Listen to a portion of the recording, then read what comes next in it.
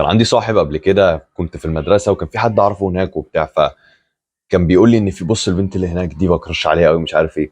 فانا بصيت على البنت وهي بصراحه كانت بنت جميله، كانت اتراكتيف وحلوه وكل حاجه، لكن انا بقى اتضيرت كده، بصيت في خلقته كده، وبصراحه انا مش هكدب عليك، الواد صراحه يعني هقولها لك صراحه، الواد قبيح قبيح صراحه يعني. مش بتنمر عليه، لكن ده واقع فاكت، هو قبيح زي ما السما زرقاء، هو قبيح، دي حاجه احنا متفقين عليها كلنا. البوستشر بتاعته مش كويسه، شعره معفن، جلده مش مظبوط، في حاجه في وشه مش مظبوطه، سنانه صفرة قوي، ما بيغسل، باين قوي ان هو ما بيغسلش اسنانه، وريحته مش مظبوط، باين يعني الواد قبيح بكل المعايير. تقريبا الحاجه الوحيده بس اللي كانت تعتبر ميزه فيه هو ان هو كان طويل شويه، وما كانش طويل قوي كمان، هي دي تقريبا الحاجه الوحيده اللي تقدر تقول انها ميزته. ما عندوش جسم، ما عندوش شخصيه، يعني ما عندوش كاريزما، بني ادم عادي وقبيح كمان. فلما هو سالني انت ايه رايك، اقدر اخدها صح؟ بصيت له كده وما عرفتش اقول له ايه الصراحه، قلت له تقدر باذن الله تقدر. وطبعا ما حصلش، رفضته. وانت ممكن تكون متحط في سيناريو من سيناريوهين، واحد انت محتاج فيه تتعلم عن كونسبت هتكلم عليه دلوقتي، والتاني اللي هو سيناريو انا ممكن اعتبر ان انا محطوط فيه، وانت لو انت زيي في اي حاجه غالبا انت كمان محطوط فيه. فتعال نتكلم عن اول سيناريو اللي هو انت كنت زي الواد اللي قابلته ده، اللي هو انت ما حرفيا انت ما فيكش اي حاجه مميزه. فانت علشان تقدر كواحد ما عندكش اي حاجه مميزه ان انت تجذب بنت انت عايزها، انت محتاج تعرف حاجه اسمها الاس ام في، سيكشوال ماركت فاليو. سيكشوال ماركت فاليو هو بيعبر عن قيمتك مقارنه ببقيه الرجاله، وده بيرجع لان البنت بطبيعتها بتختار احسن راجل تقدر تجيبه، صح؟ حاجه بديهيه، لو هي عندها الاوبشن ما بين واحد معفن ولا واحد ناجح هتختار الناجح. ببساطه هي بتختار الاوبشن الاحسن ليها، دي حاجه طبيعيه جدا، حاجه بديهيه جدا، مش محتاج ان انا اخش لك في الريد بيل ومش عارف ايه، حاجه بديهيه جدا، البنت عايزه ايه احسن اوبشن قدامها. فده معناه ان انت فالاس ام في بيتقاس على اربع حاجات اساسيين: لوكس، ماني، ستاتس، وجيم. لوكس اللي هو شكلك، اللوكس بيبدا بجسمك، وشك، ريحتك، والهدوم اللي انت بتلبسها، كل ده بيأثر على اللوكس، وشعرك ودقنك والكلام ده كله. اللوكس بتبني اول حاجه جسمك هو تقريبا اكتر حاجه انت عندك تحكم فيها، فان انت تبني جسمك ده حرفيا هيرفعك نقطه كامله على الاتراكتنس. يعني لو انت اوفر اول كنت 6 من 10 هتبقى 7 من 10 بس لو انت معاك جسم حلو. وبقى في الستايل بتاع لبسك، طريقه لبسك، في شكل شعرك، وفي برضه جلدك، وفي سنانك، في الحاجات دي كلها، لكن كل ما يتعلق بشكلك الخارجي يعتبر لوكس. الحاجة التانية هي الفلوس، قدرتك على انك تكون بتعمل فلوس، عندك انكم. ده مش شرط انها جولد ديجر اللي هي تكون لا عايزه دايما الرجاله، لكن ان انت تقدر انك تبروفايد. بس لان لو انت فعليا فعليا ما بتعملش بقى فلوس، شحات يعني من الاخر، عايش في بيت اهلك دايما، ما انتش اتراكتيف. مش بس عشان انت بتعملش فلوس، لكن ده بيبين ان انت ما عندكش مسؤوليه لحياتك انك تروح وتعمل فلوس. فانك تكون تعمل فلوس دي هترفع الاس ام في عندك. بعد كده الستاتس هو قد ايه انت شخص معروف. يعني ده في العالم الحديث للاسف ده بيتقاس بمجرد رقم الفولورز على الانستجرام. يعني انا مثلا، انا شخص مش مهتم قوي بالانستجرام، عندي 100 فولور مثلا، ما عنديش ستاتس عاليه على الانستجرام. لو واحد عنده 2000 فولور على الانستجرام، البنات هتحبه اكتر لمجرد بس ان هو عنده فولورز اكتر، لان ده ستاتس، مكانته الاجتماعيه على الانستجرام، لان ده حاليا اغلبيه الولاد بتستخدمه كمقياس يعتبر عالي. لو انت بتتكلم في الحياه الحقيقيه، انا شخص معروف قوي في المدينه اللي انا فيها، فانا في العادي يعتبر ان انا عندي ستاتس عالي في المدينه اللي انا فيها. فالاستاتس ببساطه عباره عن قد ايه الناس تعرفك ويعرفوك بايه. يعني لو انت معروف كشخص وحش او كشخص تافه، يبقى ماشي، محدش هيبقى اتراكتد ليك. لكن لو انت معروف بان انت كاريزما، بان انت ذكي، بان انت كويس، بان انت قوي، بان انت بتروح الجيم، بان انت مش عارف ايه، بان انت بتلعب ام ام اي، معروف بحاجات كويسه، ده هيخلي نسبه ان البنات يبقوا اتراكتد ليك على الاس ام في بتاعك بيعلى. قيمتك، اختلافك عن بقيه الرجاله من ناحيه كويسه بتزيد اكتر. والجيم تقدر تقول ان هو طريقه تعاملك مع البنات والعلاقات وبتاع، ده بتتعلمه عن طريق ان انت ببساطه تتكلم مع بنات. ببساطه لو انت عايز ترفع الجيم عندك لازم زي ما تقول تاخد ارقام في التجربه المعينه. يعني لو انت مثلا عايز يبقى عندك جيم في الحقيقه، لو تقدر انك تروح تفتح كلام مع بنات في الحقيقه، حلو، علشان تنميها ما تقراش كتب. طبعا اقرا كتب على الموضوع لو انت عايز يفيدك وتفهم شويه حاجات اكتر، لكن ما تعملش احسن حاجه حرفيا ارقام ارقام ارقام. اتكلم مع بنت، بنتين، ثلاثه، اربعه، خمسه، سته، سبعه، لحد ما تجيب 50 بنت كلمتهم في الحقيقه، فتلاقي ان انت عملت ليفل اب، فهمت. يعني لما تاخد 50 تجربه في نقطه معينه هتفهم بنت ما اعرفهاش بس باين انها بتبص لي وانا ببص لها، لما اكلمها اروح اعمل كذا. طب لا افرض لو هي قالت لي كذا كذا كذا. يعني مع كذا خبره من كذا مكان بتلم جيم، بتلم قدرتك في التعامل مع البنات والعلاقات. وبرده قراءه الكتب ودراسه حاجات زي دي عن طريق القراءه والتطبيق، لان انك تقرا بس مش كفايه. ده هيساعدك انك تحسن الجيم بتاعتك. فده اللوكس، ماني، ستاتس، والجيم. وفي برضه حاجات تانية بتقيس المتركس بتاعتك، لكن يعني مثلا شخصيتك، اغلبيه الناس ما بتهتمش لكده قوي، لكن فعليا شخصيتك بتفرق قوي في الاتراكتيفنس ليها. حاجات زي الانرجيز بتاعتكم، لكن ده زي ما تقول مرحله مقدمه. الاس ام في، السكشوال ماركت فاليو، هو اللي بيفتح لك الباب، هو بس اللي بيخليها تعجب بيك في الاول. لو انت شخصيتك وحشه والطاقه بتاعتك كبني ادم وحشه، هي هتكلمك 5 دقايق وهتتقرف منك فهتمشي وتسيبك ببساطه. فكلما رفعت الاس ام في ده، مش بس من الاربع نواحي اللي انا قلتهم دول، حاجات زي ثقافتك، حاجات زي صحة جسدك فعليا، كل ده، لان كل ده بيعمل تأثيرات تانية في حاجات تانية انت مش تاخد بالك منها. كلها بقيت روحاني اكتر، كلها بقيت منضبط اكتر، كلها بقيت ماسكولين اكتر. كل الحاجات دي برضو تعتبر بترفع الاس ام في بتاعتك. لكن الاربع حاجات الاساسيين كاتراكتيفنس بس كشكل خارجي، اللي هي تشوفك من بعيد تبقى اتراكتد ليك، هم الاربع حاجات دول: لوكس، ماني، ستاتس، وجيم. فانت كلما حسنت من نفسك، كلما عدد وجودة البنات هيزيد. يعني في الاول خالص عدد قليل وجودة قليلة. مش هيبقى في عدد بنات قوي اتراكتد ليك، ولو في بيبقوا جوده قليله، بيبقوا بنات مش حلوه اصلا انت مش مهتم بيهم. مع الوقت هتلاقي ان عدد البنات توتال اللي بقوا اتراكتد بيك زاد، في نفس الوقت الكواليتي، الجوده بتاعتهم زادت. مش بس الجوده في الشكل، في الشخصيه، في التعامل، في الاصل، في التربيه. لان لو بنت فعلا متربيه وكويسه ومش عارف وكذا وكذا وكذا، لان فكر فيها، هي مش هتروح تتكلم اي حد لان هي متربيه، فاهم؟ هي ما بتصاحبش. هي تبقى عايزه حد ناجح فعلا تخطبه هي على طول. فتخيل انت لازم تبقى ناجح قد ايه لدرجه ان بنت اول ما تعرفك تكون عايزاك تيجي تخطبها على طول، فاهم؟ لازم تبقى توب التوب، فاهم؟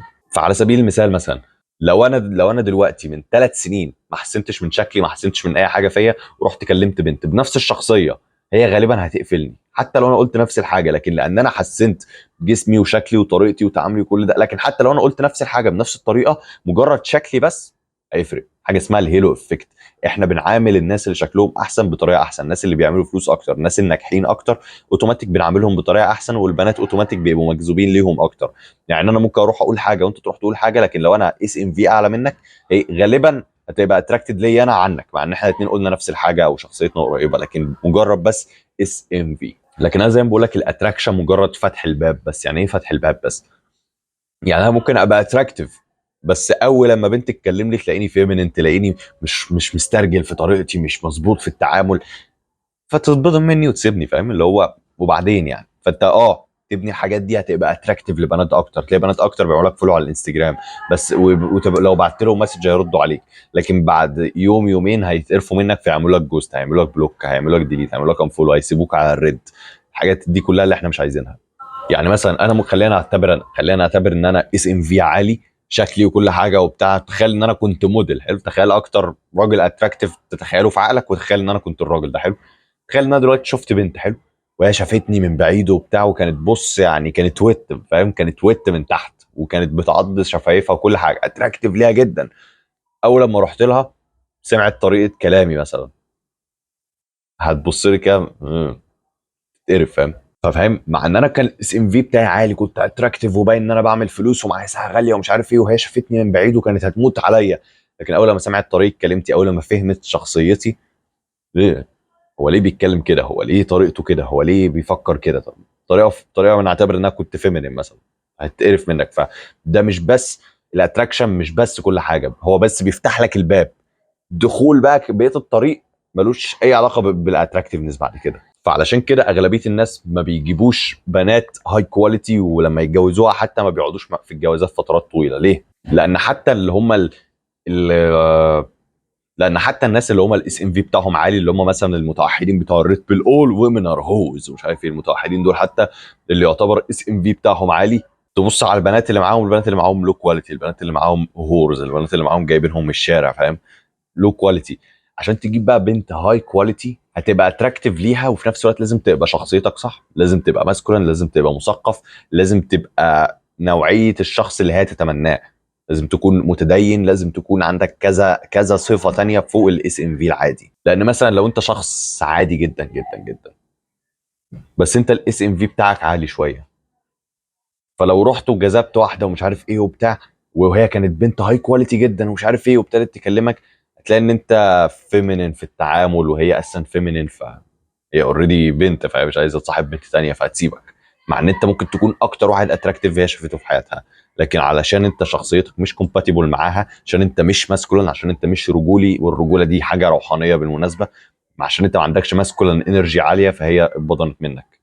لان الفيمينين بيبقى اتراكت للماسكولين، كلما هي كانت فيمينين اكتر اللي هو غالبا نوعيه البنت اللي انت عايزها، كلما انت لازم تبقى ماسكولين اكتر عشان تجذبها. لو هي فيمينين وانت هنا، يعني انت اللي هو لا انت ماسكولين قوي ولا انت فيمينين قوي، يبقى حضرتك هي هتتبضم منك، فاهم؟ هتعتبرك بيست فريند، ما تقدرش انها تبقى منجذبه ليك، فاهم؟ لان انت برضو دلوقتي ممكن تكون لسه لحد دلوقتي متخيل انه لا لا انت عارف، بس لو انا كنت اتراكتيف اكتر، لو انا كان عندي الهانتر ايز وكان عندي مش عارف النيفال تيلت وكان عندي الجو لاين وكان عندي الهولو شيكس ومش عارف ايه، لا هبقى اتراكتيف جدا ومش عارف ايه، هتبقى اتراكتيف حصل.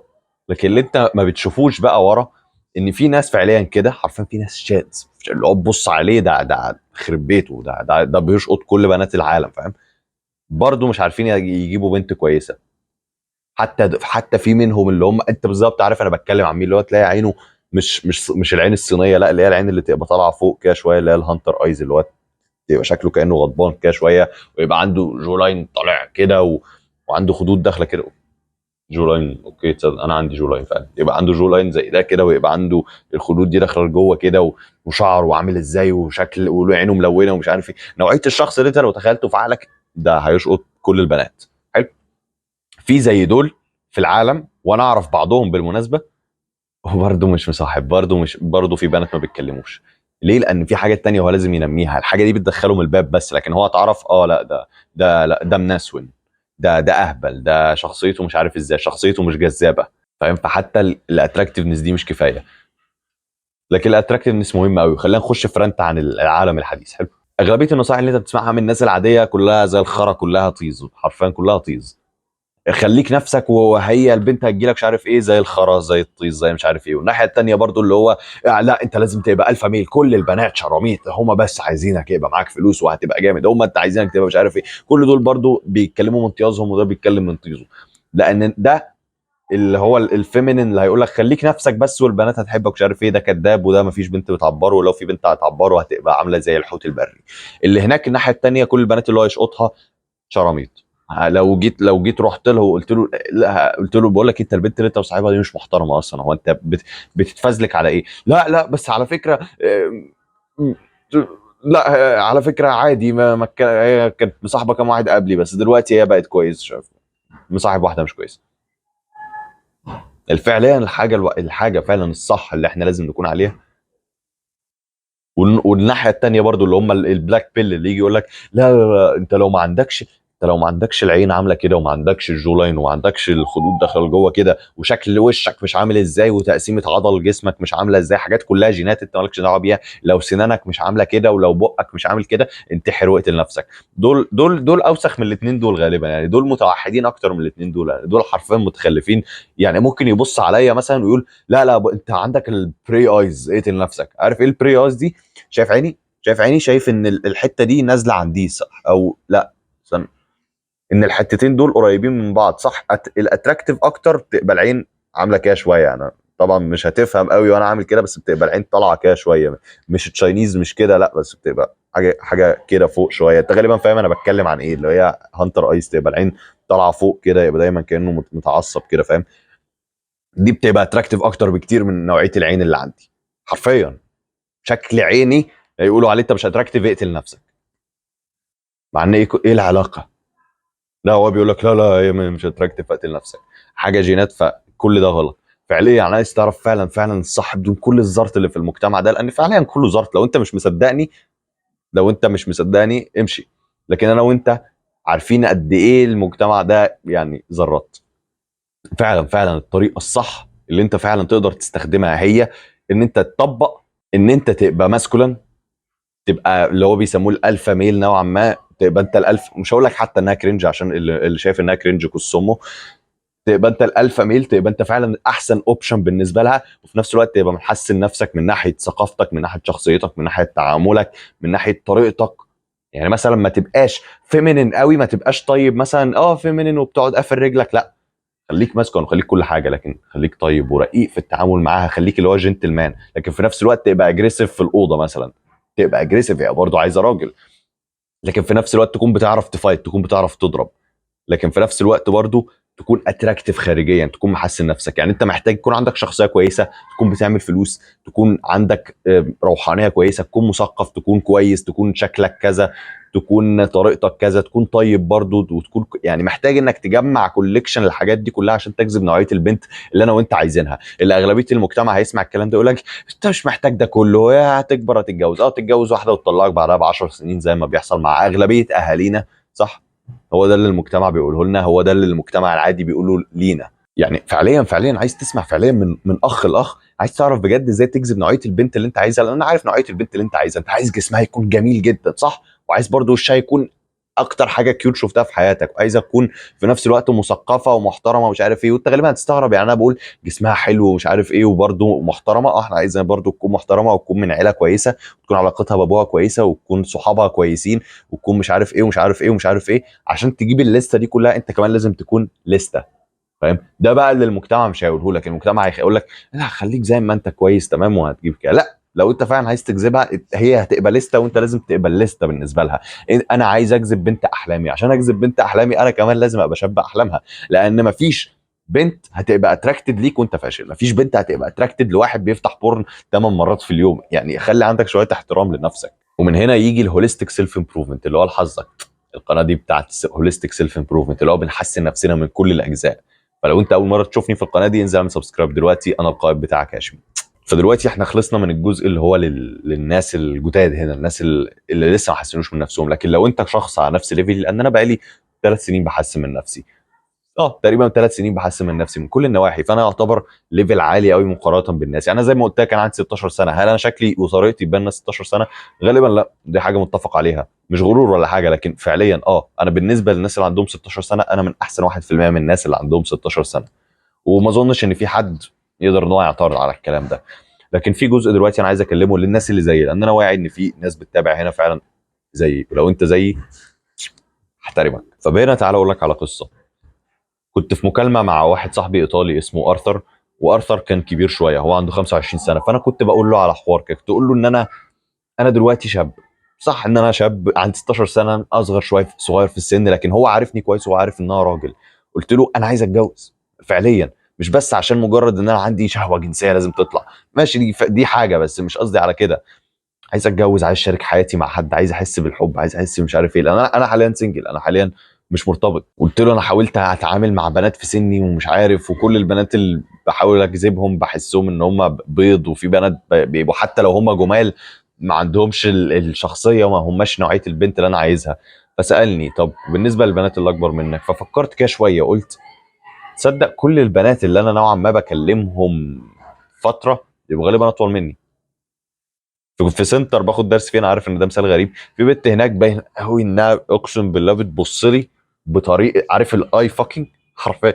انا عارف انها برنت، وفي ناس هتقول لي اوكي، انا عمري ما هكذب ولا اقول اي كذبه هنا. ف صدقني صدقني.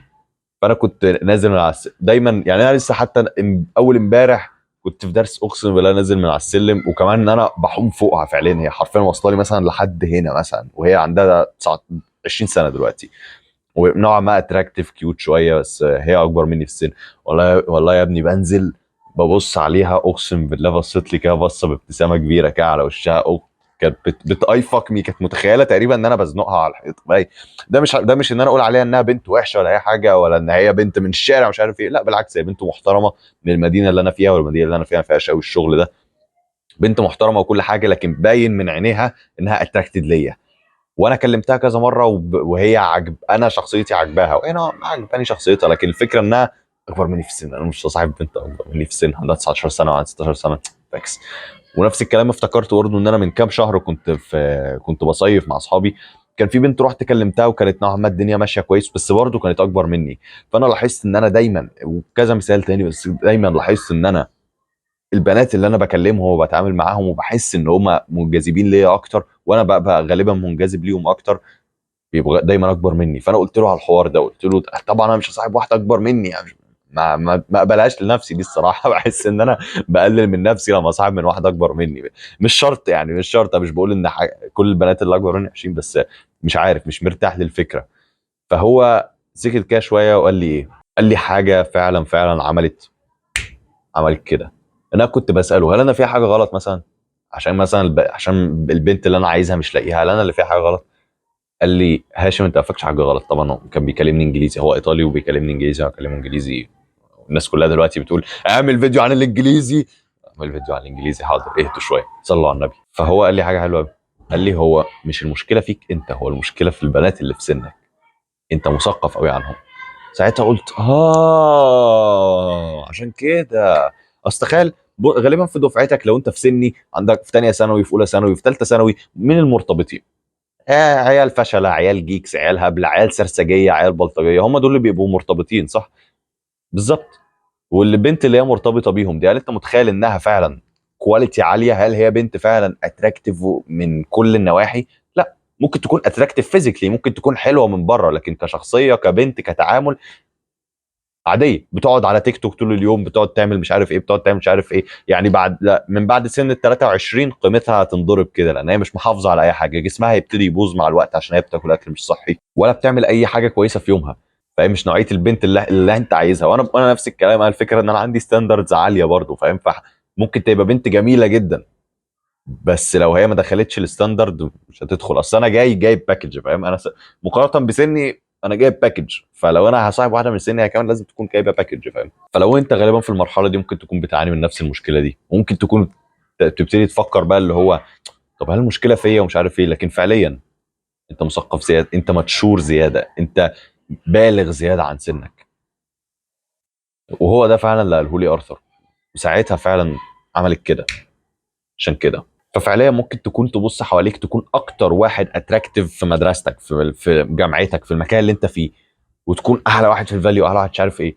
لكن الفكره ان البنت اللي انت شايفها اتراكتيف وممكن تصاحبها ومش عارف ايه، لان خد بالك انها تبقى هي كمان بالغه عقليا مش جسديا، تبقى بالغه عقليا زيك، مش هتعرفها بالشكل، هتعرفها بالطريقه. فغالبا اغلب نسبه 90% من البنات اللي انت بتشوفهم حواليك غالبا بيقعدوا على التيك توك طول اليوم، غالبا مدمنين سوشيال ميديا، غالبا يعني بيقعدوا يتفرجوا على نتفليكس طول اليوم، ما بيعملوش اي حاجه، مش محافظين على جسمهم حتى، يعني يا دوب جسمهم حلو بس عشان هم لسه في سن صغير. اول لما يبتدوا يدخلوا في العشرينات في الثلاثينات جسمهم هينزل تحت على طول، هتبتدي تتخن وهيبقى شكلها مقزز بالنسبه لك.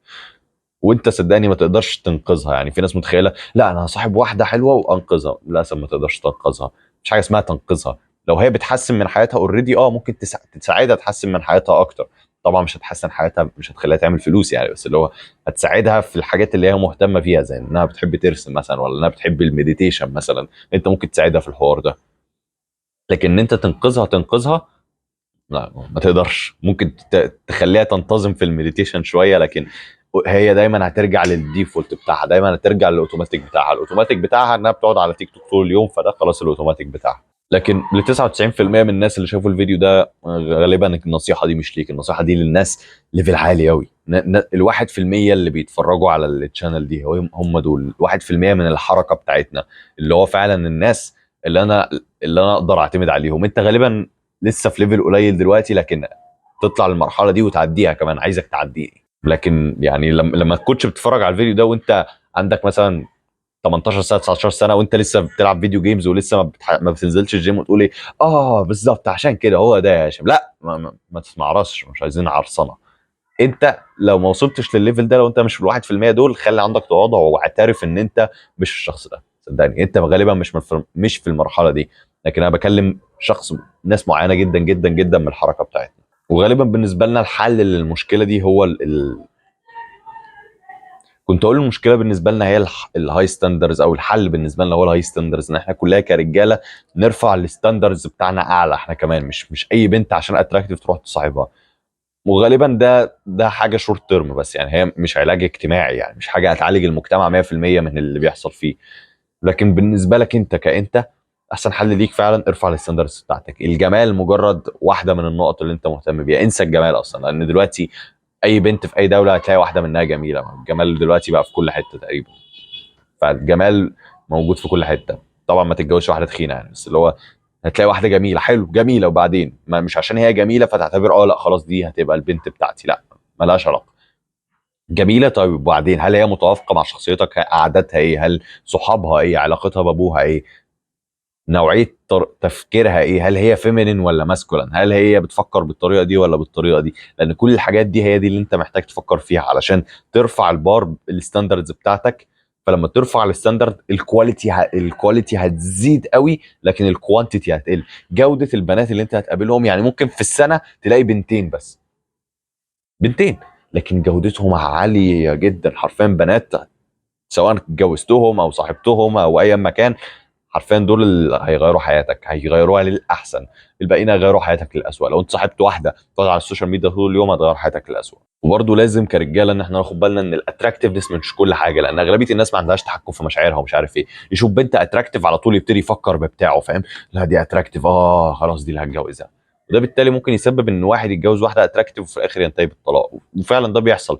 يعني تخيل انت ممكن تكون ناجح وكل حاجه وكل حاجه، لكن تختار البنت الاجمل، فبعد ما تختار البنت الاجمل تستوعب ان انت عملت اختيار غلط قوي قوي، لان في خوازيق تانية ما بتشوفهاش في المستقبل، سواء كنت هتصاحب او حتى هتتجوز. لان الصحوبيه برضه هتعمل تاثير عليك نفسي، هتعمل تاثير عليك سلبي نفسي. فحتى في الصحوبيات انت عايز تخلي علاقاتك كلها قليله وهاي كواليتي، يعني ما تبقاش عمال تصاحب كل شويه كل شويه مع بنت مختلفه، لا. حتى لو هتصاحب سواء هتتجوز او مش تتجوز دي ترجع لك.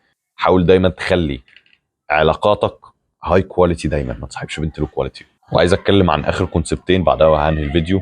واحد فيهم هو الميل ادفانتج تايم لاين. والتايم لاين ده عمله شخص اسمه فيرست، مش عارف هو عمله ولا لا، بس انا اتعلمته منه.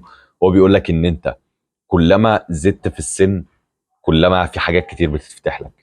يعني انت دلوقتي عندك 16 سنه، لما يبقى عندك 26 سنه انت على ليفل مختلف اساسا من اللي انت كنت بتعمل عليه. يعني لو انت مثلا بنتكلم على البنات مثلا، لو انت لسه بتحسن من نفسك، طبعا انا مش بتكلم على الناس العاديه، بتكلم على الواحد في المية. احنا الناس اللي في الحركه بتاعتي، احنا بالنسبه لنا احنا البنات اللي احنا بنجذبهم دلوقتي ما يقارنوش اي حاجه قصاد اللي نجذبهم واحنا عندنا 26 سنه.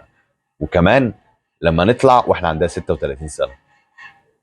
وكمان لما نطلع حبه 46 سنه. وده ملوش علاقه قوي يعني في رايي انا الشخصي، في ناس عندها اراء تانية، لكن انا في رايي ده ملوش علاقه قوي بان هم البنات منجذبين للرجاله الاكبر منهم، لا. لكن فاكر لما قلت لك في الفيديو ان الاس ام في بيفرق؟ لوكس، ماني، ستاتس، وجيم. كلما زدت بالسن كلما خبرتك زادت، كلما الفلوس اللي انت بتعملها زادت، كلما شكلك المفروض ان هو يتحسن. كلما زدت في العمر، يعني مش زدت اللي هو دخلت 70 سنه، لكن اللي هو من 18 ل 28، طبعا شكلك هيطلع لك دقن كامله، هتحسن ستايلك، هتعرف نوعيه اللبس، هتكون جربت حاجات، عملت تجارب. فالفكره ان انت لو انت عايز ماكسيموم فاليو تستنى لحد الاربعينات، لكن ما اظنش ان في حد هنا ناوي ان هو يستنى ما يتجوز لحد الاربعينات. فبالنسبه لك هي ملهاش علاقه قوي بالسن، لكن ليها علاقه ان انت الفاليو بتاعك هيتنيه يزيد. فانت بس توصل للتوب 1%. لو انت عرفت توصل للتوب 1% وانت عندك 18 سنه، الف مبروك. انت من دلوقتي لحد ما يبقى عندك 45 سنه انت على ليفل ثابت، من يعني عندك اللي هو ليفل 100 من البنات مثلا اللي انت تقدر تختار منهم في الكواليتي وفي الكوانتيتي. وفي نفس الحاجه في الفلوس وفي الكلام ده كله. معناها ايه الكلام ده؟ معناها ان انت لو انت دلوقتي حاسس ان انت ليه ما عنديش بنات، ليه ما عنديش بنات، ليه مش عنديش بنات، افتكر ان انت كلما زدت مع السن، يعني من 18 ل 19 حتى سنه بعد سنه، حرفيا انا هتنسى كل حاجه انت فاكرها في 18. يعني انا دلوقتي 16، 15 حرفيا انا ببص على نفسي من 15 بقول انا كنت متخلف عقلي ولا ايه؟ انا ليه كنت بعمل كذا؟ طب انا ليه كنت عايز اعمل كده؟ طب ليه كنت بفكر بالطريقه دي؟ طب ليه كده؟ ده اللي هتنيه تعمله سنه بعد سنه بعد سنه. يعني انا هاشم وانا عندي 17 سنه ممكن ابص على فيديو زي ده واقول ايه ده متخلف قوي، ده بيعمل مش عارف ايه. وانا عندي 18 سنه هرجع ابص على هاشم من 17 سنه واقول ده اهبل، ده مش عارف ايه. هتنيك تتحسن تتحسن تتحسن تتحسن. اللحظه ان ده يبطل يحصل فيها، ده معناه ان انت بطلت تتحسن، ده معناه ان انت لازم ترجع تاني تحسن من نفسك. فالميل ادفانتج تايم لاين بيجي معاه حاجه اسمها الجريت ميل فلتر. معناها ايه؟ من سن 16 لحد سن ال 18 كلنا متساويين، زيك زي اللهبل اللي بيقعد في السرير، زي اللي مش عارف ايه، وكمان ممكن يكونوا اعلى منك شويه، ممكن يكونوا هما بيجذبوا بنات انت ما تقدرش تجذبهم دلوقتي. لكن عند ال 18 لما كله يطلع من المدرسه ويخش الجامعات، بوب، فلتر، فلتره. في ناس هيترموا كده، وفي ناس هيترموا كده، وفي ناس هيترموا كده، وانت هتترمي فوق هنا. هتطلع فوق الناس دي كلها. في سن ال 18 لحد سن ال 23 24، على ما الناس تكون خلاص الجامعه وابتدت تنزل في اللي هو عمر الشغل يعني. هتبقى هتبقوا كل انت اللي داخل طب زيك زي اللي داخل مش عارف ايه، زيك زي اللي داخل ايه، زيك زي اللي فاتح بيزنس وبيعمل منه فلوس، كلكم نوعا ما على نفس الليفل. بعد 24 بوب اللي كان فاتح بيزنس وبقى ناجح فيه طلع فوق كله، اللي بقى دكتور ناجح بقى هنا، اللي بقى دكتور فاشل بقى هنا، اللي بقى مش عارف ايه بقى هنا بقى هنا.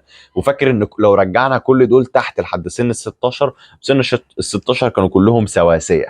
بعدها من 16 لحد مثلا 22 لا بقى في فروقات، واحد هنا واحد هنا واحد هنا واحد هنا. بعد ما توصل لحد سن 25 لا ده طلع فوق قوي، واحد اترمى تحت هناك خالص، واحد فشل خالص. فالفرق ما بين حياتهم اختلف قوي. فدي افتكرها ان دلوقتي ممكن تحس ان مفيش فرق قوي، يعني غالبا انا حياتي غالبا مش فارقه قوي عن حياتك، بعيدا عن العادات اللي انا بعملها ومش عارف ايه. لكن انا مثلا مش بمشي في الشارع والبنات كلها بتيجي تحسس على جسمي مثلا، فاهم؟ ما بيحصلش. لكن لما يبقى عندي 36 سنه ممكن يكون بيحصل الكلام ده. طبعا مش هيحصل هنا في مصر يعني، بس لو رحت ايبيزا مثلا ولا حاجه، فاهم؟ كلما زاد السن كلما حرفيا هتفتح لك حاجات انت مش متخيلها، طالما ان انت بتعمل الحاجه الصح. فانت لازم عارف ان انت مش هتحب تسمع الكلمه دي، لكن دي الكلمه اللي انت محتاج تسمعها: اصبر. والسبب الرئيسي للاسف اللي خلى الحوار ده يحصل، لان انا عارف ان كلمه اصبر دي هتقرفك، لكن لازم تعرف السبب. السبب الرئيسي هو ببساطه السوشيال ميديا والعادات اللي الناس بتعملها، الاكل اللي احنا بناكله، التعليم اللي احنا بنتعلمه، طريقه حياتنا بصفه عامه. هو ده السبب اللي انت دلوقتي بقى عندك 15 سنه 16 سنه 17 سنه حتى في العشرينات ولسه ما اتجوزتش، لسه مش مصاحب. لان انا فعلا انا كواحد عندي 16 سنه انا فاهم بالظبط اللي انت حاسس بيه. لان انت لما تكون موجوع من جواك عايز ترتبط، حرفيا بيولوجيتك كراجل ان انت لازم تكون بتصاحب، لازم تكون في بنت جنبك. حرفيا جسمك كله لما ده مش موجود جسمك بيحس يا جدعان في حاجه غلط، في حاجه غلط. عشان كده ادمان البورن منتشر قوي حوالين الناس، عشان كده ادمان البورن منتشر قوي حوالين العالم، بسبب الوحده. الوحده دي ناتج عنها ان الناس بقت تستهلك الحاجات دي. لانه فعليا من 300 سنه، من 200 سنه فاتوا، كان زمان انا وانت 16 سنه كان زماننا متجوزين وعندنا اطفال عايشين حياه عادي. لكن للاسف دلوقتي احنا لازم نستنى بسبب السوشيال ميديا، بسبب حاجات كتير، وكمان بسبب الجزء اللي انا بتكلم عليه ده. البنت اللي انت كنت عايزها اتاخدت منك بسبب السوشيال ميديا، لازم تستنى كمان 3 4 5 سنين لحد ما عقلها يبلغ شويه، وساعتها تستوعب. جسمها بلغ من بدري، بلغت من وهي عندها 10 سنين، لكن عقلها لسه هناك، عقلها لسه عقل طفل عندها 10 سنين، عقلها لسه متخلف حرفيا، تخلف عقلي. وللاسف ده اللي انت لازم تستحمل مسؤوليته كراجل. لكن لو انت في حاجه مهمه قوي اتعلمتها من الحركه بتاعتنا دي، هو ان انت كراجل لازم تتحمل مسؤوليه، والمسؤوليه هي اللي بتبنيك كراجل، والحياه الصعبه هي اللي بتنحتك للحاجه اللي انت عايز تبقاها. الراحه هي اللي بتقتل التمثال ده، هي اللي بتحرق التمثال ده. فدايما دايما استغل الوقت ده، شوف الفرصه اللي قدامك. دلوقتي بما ان انت مش مرتبط، دلوقتي بما ان انت مش متجوز، تقدر تستغل الطاقه زياده اللي جواك دي، مهما حسيت انها زياده قوي وعايز تتجوز ومش قادر ونفسك تصاحب، حتى لو مش عارف بتكلم على الشهوه الجنسيه، على بس احساس ان انت بتحب حد. عارف انها حاجه صعبه، عارف ان هو تاسك صعب، عارف ان انا وانت لازم نعدي بيه كل يوم لحد لما نيجي نتجوز. الله اعلم هنتجوز امتى، لان هي ما بقتش تتقاس بسن دلوقتي، خصوصا لينا احنا كرجاله ناجحين، وهنبقى انجح بكتير بكتير بكتير في المستقبل. لان احنا عايزين الواحد في المية من البنت، عايزين بنت احسن من كل البنات اللي احنا شفناها في حياتنا، وهي هتبقى عايزاها نفس الكلام. لكن عشان نجذب البنت دي احنا كمان لازم نوصل هنا. فركز على اهدافك، ركز على البيربز بتاعك، خلي قلبك مفتوح، خلي قلبك مفتوح لبنت كويسه ممكن تلاقيها دلوقتي بالصدفه. ممكن فعلا تلاقي بنت عندها 16 سنه تعمل كل العادات الكويسه دي، ممكن، لكن قليله. وفعلا فعلا اتمنى لك كده، اتمنى فعلا ان انت عندك 16 17 18 سنه، اتمنى تلاقي البنت المختلفه عن بقيه البنات، وانت الراجل اللي لسه راجل، هي تبقى البنت اللي لسه بنت بنت، وانت لسه الراجل اللي لسه راجل راجل. انتوا الاثنين ما بتستخدموش السوشيال ميديا، انتوا الاثنين عشان حياتكم كويسه صحيه وعندكم نفس المبادئ ونفس طريقه التفكير ومش عارف ايه. فعلا ده اللي اتمنى ليك، وده باذن الله اللي احنا كده كده هنوصل له كلما حسنا من حياتنا. لكن لازم لازم ان احنا نستحمل. وافتكر ان مفيش حاجه زي انك تشوف، يعني تخيل معايا دلوقتي بنت احلامك فعلا دلوقتي واقفه قدامك مع عيلتك في بيت واسع انت اشتريته لهم. تخيل المنظر ده في عينك بس، تخيل كميه الفرحه اللي هتبقى على وشك. فهل انت شايف ان ده يستاهل كام سنه بس انك تستنى؟ لانه غالبا انا في رايي يستاهل سنين كتير تستناها، لو دي اللحظه اللي انا هشوفها. تاني يكون الفيديو ده فادك، دي لايك سبسكرايب شير الفيديو، الحاجة ده ممكن يستفيد منه انزل دلوقتي اعمل سبسكرايب عشان تخش الحركه بتاعتنا عن ان احنا بنحاول الرجاله الفيمينين الضعاف اللي احنا عارفينهم كويس لللايف ستايل اللي احنا عايزينه. جسم حلو، بنت حلوه، فلوس كتير، نعمل اللي احنا عايزينه، بنحب حياتنا. وانزل دوس على اول لينك في الديسكربشن دلوقتي، ده كورس انا عامله عن ازاي تعالج البورن والماستربيشن، وبرده عندنا اول لينك في الديسكورد تحت. بس شوف الفيديو الجاي.